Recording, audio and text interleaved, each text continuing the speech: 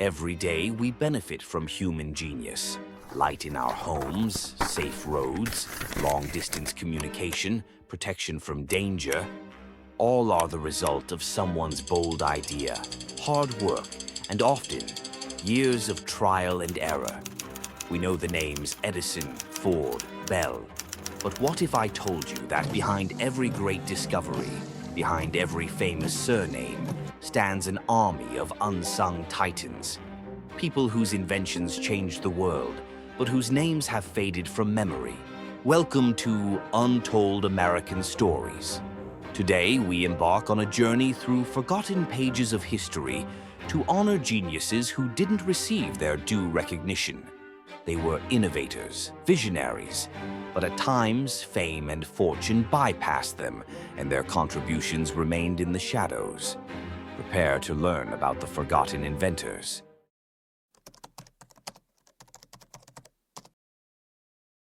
We'll start with a man whose name should be synonymous with Thomas Edison. In an era when electricity was just beginning to light the world, the biggest challenge was creating a long-lasting incandescent lamp. Early bulbs burned out quickly, and that's where Lewis Howard Latimer enters the picture. Born in 1848 to fugitive slaves, Latimer was a self-taught man with a phenomenal talent for drafting and invention. In 1876, he worked as a draftsman for Alexander Graham Bell, helping to create drawings for the telephone patent. But his greatest contribution was related to light. Edison invented the first commercially successful light bulb, but it had a significant flaw. The bamboo carbon filament burned out quickly. Latimer, working at the United States Electric Lighting Company and later at the Edison Electric Light Company, developed and patented a carbon filament made from treated cotton in 1881, which was much stronger and more durable. His invention made the electric light bulb affordable and practical, truly illuminating American cities and homes. Imagine driving in a snowstorm or heavy rain, having to stop every few seconds to manually clear your windshield. That was the reality for early motorists, until a lady said, "Enough." In 1903, her name was Mary Anderson. She wasn't an engineer or a mechanic. She was a simple businesswoman from Birmingham, Alabama. During a trip to New York in the winter of 1902, while riding a streetcar, she noticed the driver had to constantly stop, open the window, and clear the icy glass to see the road. This was not only inconvenient, but also dangerous.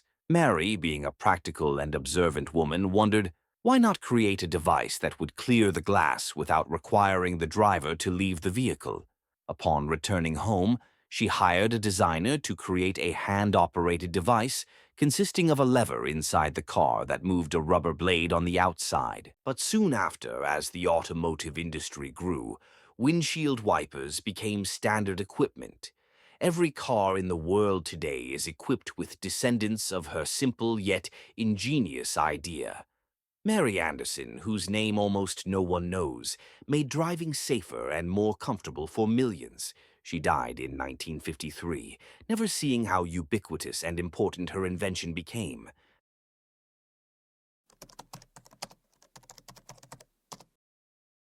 Our next heroes are a symbol of safety. One protects us on the roads, the other from deadly smoke. And both these ideas belong to one man, Garrett Augustus Morgan. His first significant invention was the safety hood, a precursor to the modern gas mask.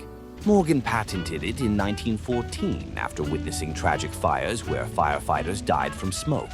His filter-equipped device with a long hose supplying clean air saved the lives of many firefighters and miners. In 1916, Morgan himself used his gaso mask to save workers trapped in a tunnel under Lake Erie after an explosion. He was a true hero, but due to racial discrimination, he often had to hire a white man to demonstrate his invention to avoid prejudice. But that's not all. Morgan was also concerned about road chaos. In the early 20th century, cars were becoming more common, but intersections were chaotic, leading to numerous accidents. In 1923, Morgan patented a three-position traffic signal with stop, go, and a crucial caution signal to clear intersections before the main signal changed. Previously, only two position signals existed, often causing collisions.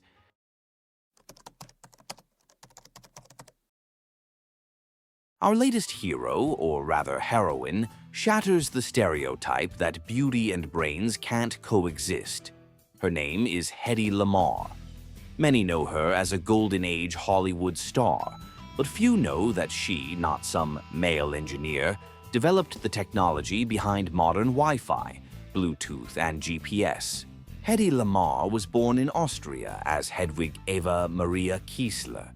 She was more than just a beautiful actress. She possessed a sharp, inquisitive mind and a deep interest in science.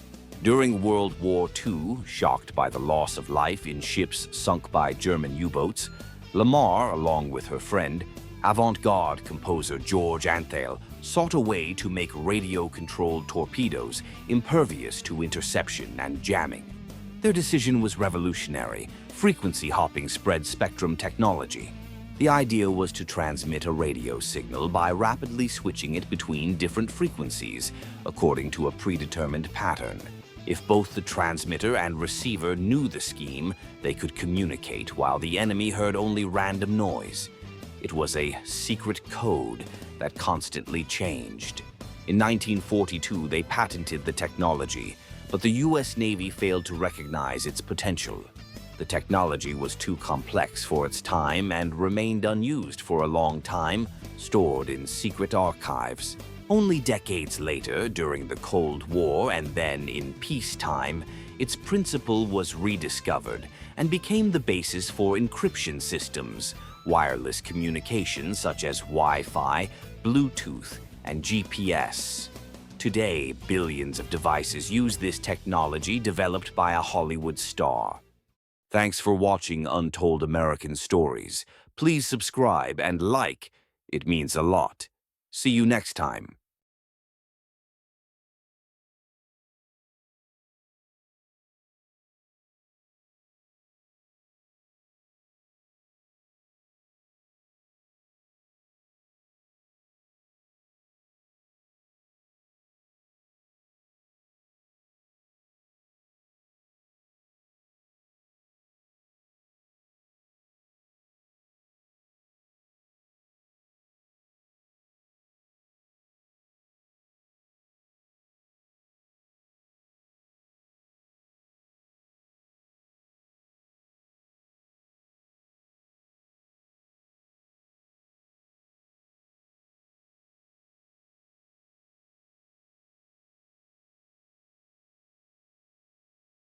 Soon after, with the growth of the automotive industry, windshield wipers became standard equipment. Every car in the world today is equipped with descendants of her simple yet ingenious idea. Mary Anderson, whose name almost no one knows, made driving safer and more comfortable for millions. She died in 1953, never seeing how ubiquitous and important her invention had become.